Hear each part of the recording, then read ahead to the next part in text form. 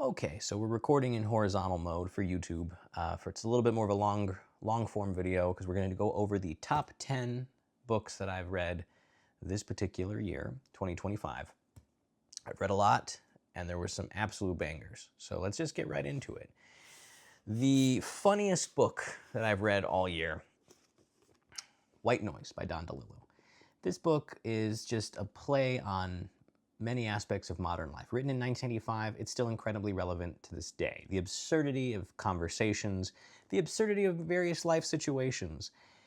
It follows a guy who's a professor in a university doing Hitler studies. That's the focus of the professorship.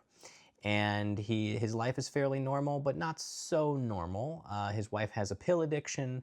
And then about halfway through the narrative, everything's kind of turned upside down by an airborne toxic event that occurs outside of his town. And he has to go into pretty much like a FEMA camp. The book itself is very nuanced and has multiple layers because it's entertaining, but it's also incredibly relevant. Relevant in the sense of it talks so much about some of the things we see in our modern world and the craziness thereof that even if in the 80s people were calling out.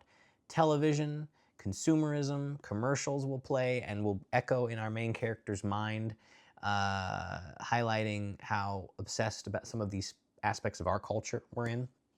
So I really loved it. This was hilarious book.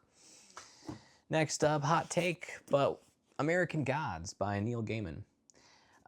Say what you want about Neil Gaiman. Still a good author. Great book. This is about a guy who is working with a mysterious stranger after he gets out of prison.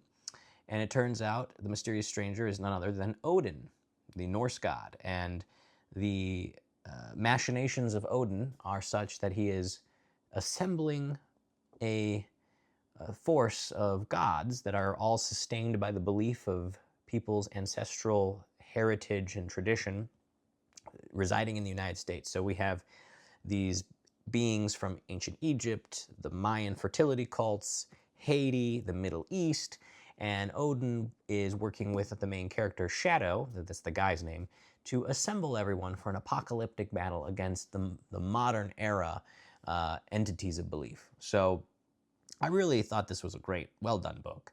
And yeah, it has quite the adventure tone to it, as opposed to purely fantasy and sci-fi. Next up, Lonesome Dove by Larry McMurtry. This is, everyone's talked about this book. I don't have much to say in terms of convincing you to read it. You either may or you may not, but it follows the hilarious characters of Augustus McCrae and Captain, I don't know if I remember the first name I think his name was just McCall, or Call was the last name, Captain Call. Former Texas Rangers who are working on a ranch in the middle of the sticks near the border with Texas and Mexico. And they decide to pursue destiny, pursue their fortune, and ultimately they do a cattle drive from Texas, from South Texas, all the way up to Montana. That's what happens, but there's so much that goes into it. The characters are well done, the adventure is well done, the setting is well described. It is a fantastic and phenomenal ride. That being said, it just feels, it's a Western, but it's more than just a Western. It's a very human story. So I really think even if you don't, I don't really read a lot of Westerns, but anybody who's read a Western, I think would appreciate this. And if you've never read a Western, you'd still appreciate this. Now we're getting more into the exotic author selection. Jorge Luis Borges' Labyrinths. Philosophical works, short stories combined with a kind of liminal space exploration of where your head's at in so far as labyrinths. So, for instance, he does a lot of short stories surrounding physical labyrinths, mental labyrinths, a lot. So one of them being the Library of Babel, a guy who exists in this infinite library trying to find a book. This was the direct inspiration for Stephen Peck's Short Stay in Hell. But there's a lot here. The beauty and philosophical concepts are explored with such rich prose that I think Borges' writing is top tier. There's not much else to say about this. I'm curious to read his ficciones or fictions in the future. Another Argentine author, Claudia Pinheiro. This is Elena Knows. So this book was great. This is a short book, but there's a lot there. It's about a woman who is trying to uncover the mystery of her daughter's death. Everything says it's potentially a suicide, but she says, no, I'm going to go investigate this. The twist here is that the mother is suffering from severe late-stage Parkinson's. And so she is really physically limited. And so throughout the book, she's taking doses of a medication every 4 hours to keep powering her muscle control so she can traverse the city of Buenos Aires to reach someone she believes could be critical to helping her with her investigation. Fascinating. Next, The Unbearable Lightness of Being by Milan Kundera. I really like this. This was a deep emotional exploration of relationships. So we primarily follow 4 individuals in the intertwining relationships of the 4.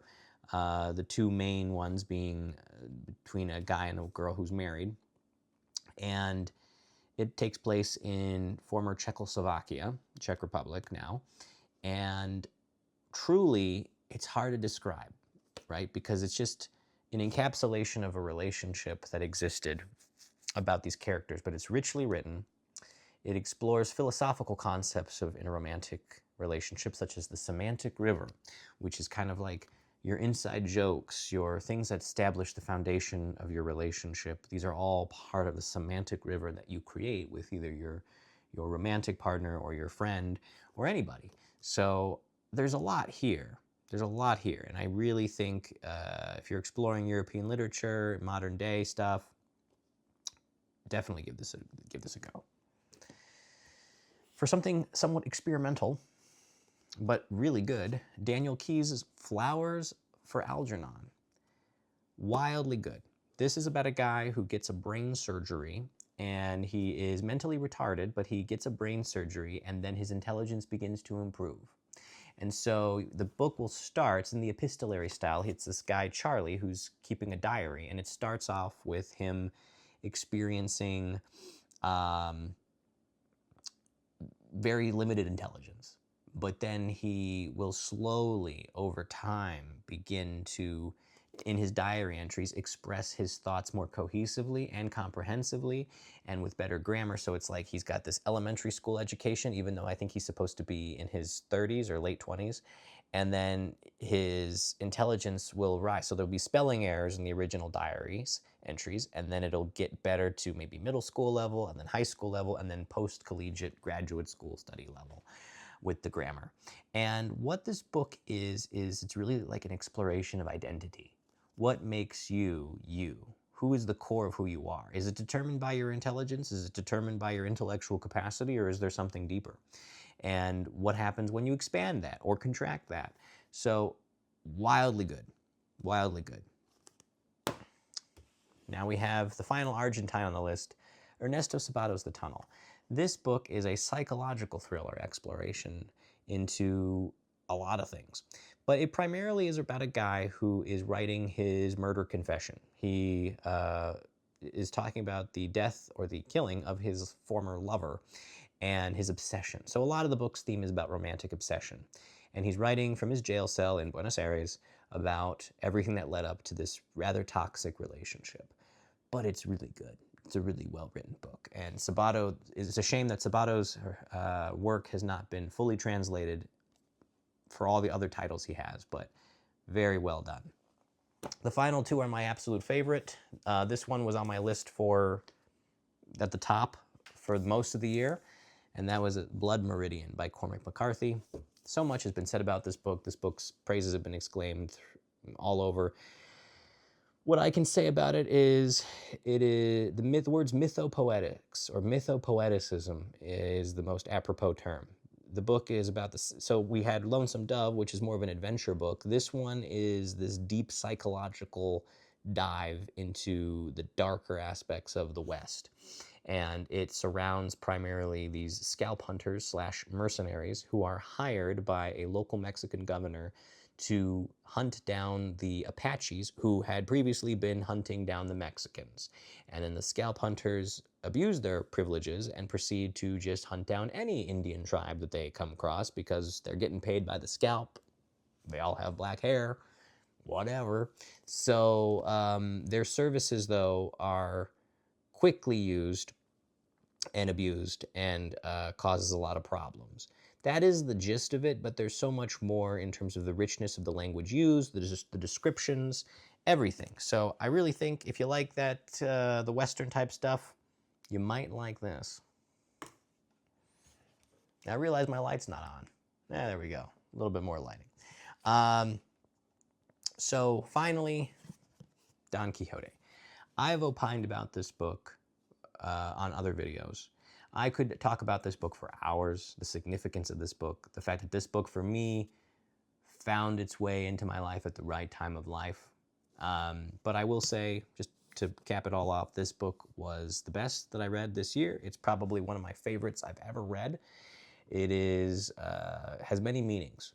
But the main thrust of the story is about a guy, Don Quixote, who is really into books on chivalry and histories of knights and mythological figures.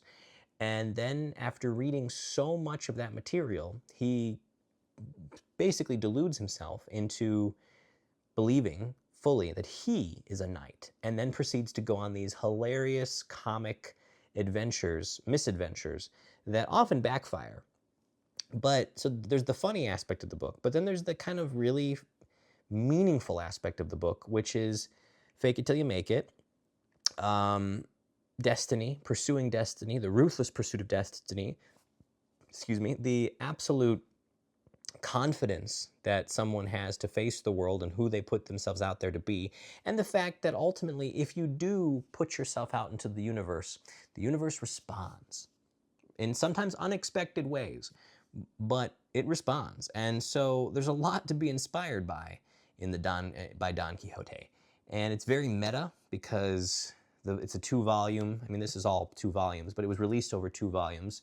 But Cervantes not only includes references to himself as an author by having his books put in here, but also when the volumes were separated and they were published independently, Don Quixote is actually reacting to the publishing of the book of Volume 1 when it came out in like 1607. And before Volume 2, or in Volume 2, he's reacting to the events of Volume 1 and hearing about how, oh, a book was published about you. So there's just so many things going on. Comedy, introspection, philosophy, and then the meta aspect of it all. Really recommend this book to anybody. So those are my top 10. I think they were really well done books this year, and they set the bar for a lot. What might yours be if you want to tell me and put it in the comments? But I hope you've all had a great year of reading, and if not, there's always next year.